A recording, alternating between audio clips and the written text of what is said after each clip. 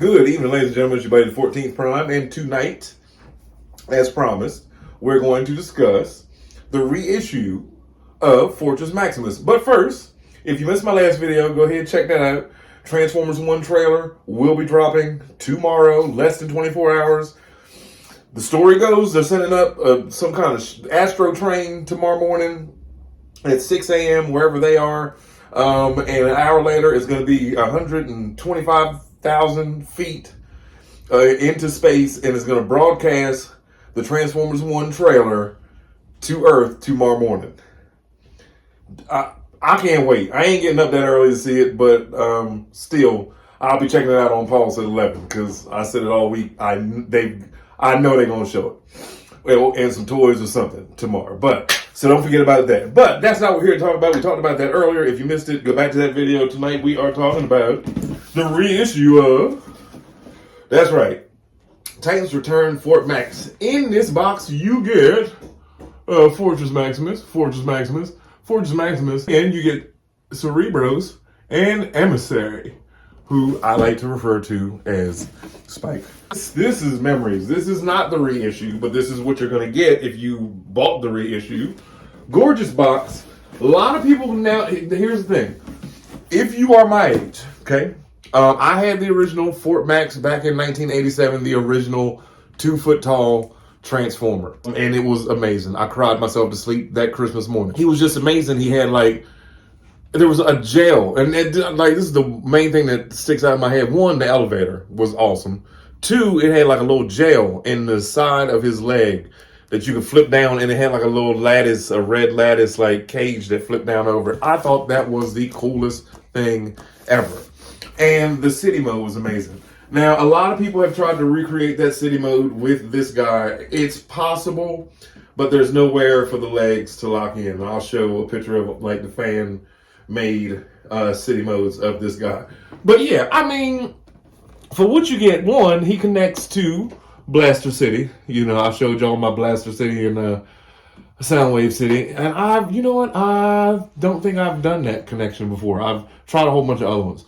But yeah, I mean, and the art looks amazing. It's close enough to the original Fort Max, minus the fist. But he is an amazing toy. You get lights and features. I think my battery's finally dead. There he goes. Which is awesome. Which is absolutely awesome. You do get the headmaster right there. And then when you put him in and click it in, it makes this awesome sound. But when you take his head and put it on his body, he says his name. There's hope. Lights and all types of stuff that you can do with this guy. He is good size. One thing they don't tell you is that these guns do come off. They lift right off. Pop that out. And it goes right in his hand. So yeah, you got two guns that you can do that with, which is awesome. Then it kind of leaves the leg looking a little bland. Whatever, it's still cool.